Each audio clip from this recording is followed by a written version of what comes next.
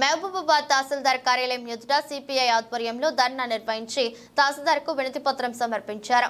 నిరుపేదల ఇంట్లను కూల్చవద్దంటూ నినాదాలు చేశారు. ఈ సందర్భంగా సిపిఐ జిల్లా సహాయ కార్యదర్శి అజయ్ సారథిరెడ్డి మాట్లాడుతూ మున్సిపల్ అధికారుల చర్యలు ఉన్నాయని ఆరోపించారు. ఇటీవల కురిసిన భారీ వర్షాలకు కూలిపోయిన ఇళ్లను మరమ్మతులు చేసుకుంటుంటే అధికారులు జేసీబీల సహాయంతో ఇళ్లు కూల్చివేయడం విడ్డూరమన్నారు.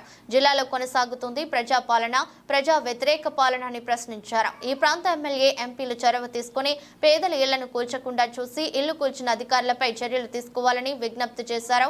పేదల ఇళ్ల జోలికి వస్తే ఉద్యమాలను ఉధృతం చేస్తామని ఆయన హెచ్చరించారు.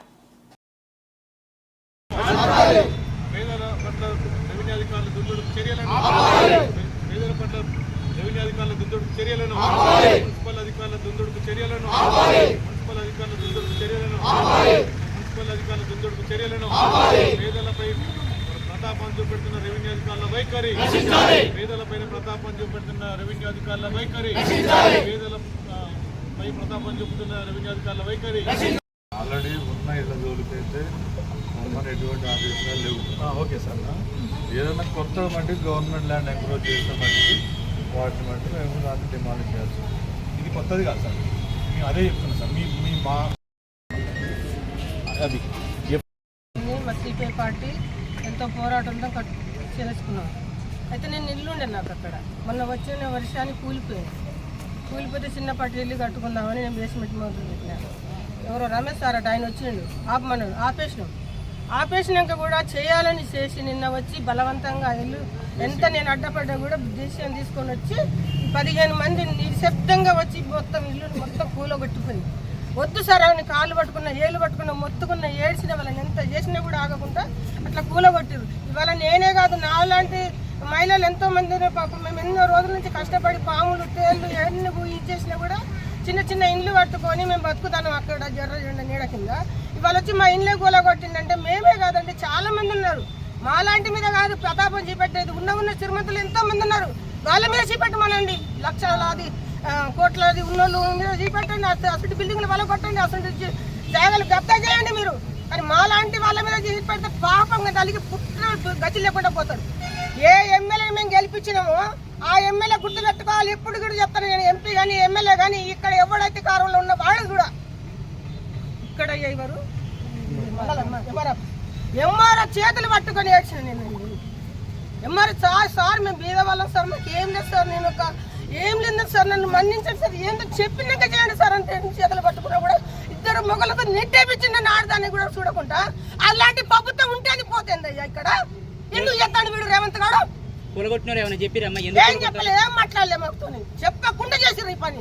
నిశ్శబ్దంగా చేసేవి తీసుకొని వచ్చి మంది లేని సమయంలో ఒక ఆడదాన్ని చూసి 15 మంది మొగోళ్ళు అది తీసుకొచ్చి పుక్కిలింగ్ చెప్పండి సార్ అంటే 2 చేతులు పట్టుకొని బతిమిలాడిన, గదవ పట్టుకొని బతిలాడినా కూడా నెట్టేసుకుంటూ చేసారు ఆ పని. లేదు సార్, ఏం చెప్పలేదు. పని ఆపమంటే కూడా నేను ఆపేసిన 2 రోజులు.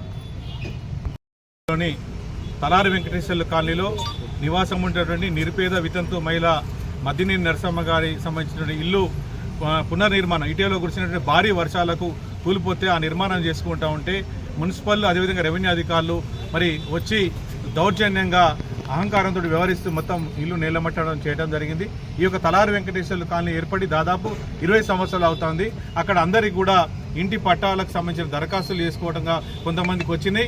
గత ఉమ్మడి ఆంధ్రప్రదేశ్లో ఉన్నప్పుడు 2011లోనే రావడం జరిగింది. అదేవిధంగా మరి దానికంటే తర్వాత 2014-18లో తెలంగాణ ప్రభుత్వం వచ్చిన తర్వాత కేసీఆర్ సంబంధించిన బీఆర్ఎస్ ప్రభుత్వ హయాంలో కూడా 58 జీవో కింద మద్దినేని నరసమ్మ అనే ఆమె దరఖాస్తు చేసుకోవడం జరిగింది. ఆ సంబంధించిన దరఖాస్తు కూడా ఇవాళ మీకు చూపెట్టడం జరుగుతుంది. ఆమె చేసుకున్నటువంటి ఆ 58 జీవో దరఖాస్తు ఉన్నప్పటికీ కూడా క్షేత్రస్థాయి లోపల రెవెన్యూ సంబంధించిన అధికారులు కనీసము వాస్తవాలకు ఇది కొత్తగా చేసినటువంటి కాలనీ కాదు, కొత్తగా ఆమె నిర్మాణం చేసుకున్నటువంటి కాదు, ఎప్పుడో ఉన్నటువంటి ఆ నిర్మాణానికి సంబంధించినటువంటి దాన్ని కూడా మరి ఈ రకంగా కూల్చివేయడం చాలా దారుణం. ఇవాళ కొండ నాలుకకు మందేమంటే మరి ఉన్న నాలుక ఉడగొట్టే చందంగా అత్యుత్సాహంతో మరి వీళ్ళు ఎవరి గుర్తింపు పొందడం కోసం ఈ రకంగా వివరించిందో అర్థం కానటువంటి పరిస్థితి. కనీసము ఆమెకు నోటీస్ ఇచ్చి ఎవరిచ్చిందో, ఎట్లా కట్టుకున్నావు, ఏంటిది అనేటువంటిది కనీస విచక్షణతోటి కూడా ఆలోచించకుండా ప్రభుత్వమేమో పేదల జోలికి రావని చెప్పేసి స్వయంగా ముఖ్యమంత్రి రేవంత్ రెడ్డి గారు చెప్తా ఉంటే ఇవాళ ఇక్కడ మాత్రం మహబూబాద్లో ఇవాళ తలారి వెంకటేశ్వర కాలనీలో ఒక నిరుపేద ఆమె పూజలు అమ్ముకుని బ్రతికేటువంటి ఆమె వితంతువు 20 సంవత్సరాల కింద ఉన్నటువంటి దాన్ని ఆ కాలనీ ఏర్పడి కూడా గతంలో పట్టాలు ఇచ్చిండ్రు, కొత్త 50 ఈమెకు కొంతమందికి మాత్రమే పెండింగ్ ఉంటే వీటిని రెవెన్యూ అధికారులు అదేవిధంగా మున్సిపల్ అధికారులు వచ్చి కూడా ఈమెకు సంబంధించిన వెరిఫికేషన్ చేసి పట్టాలు ఇవ్వాల్సిన సమయంలో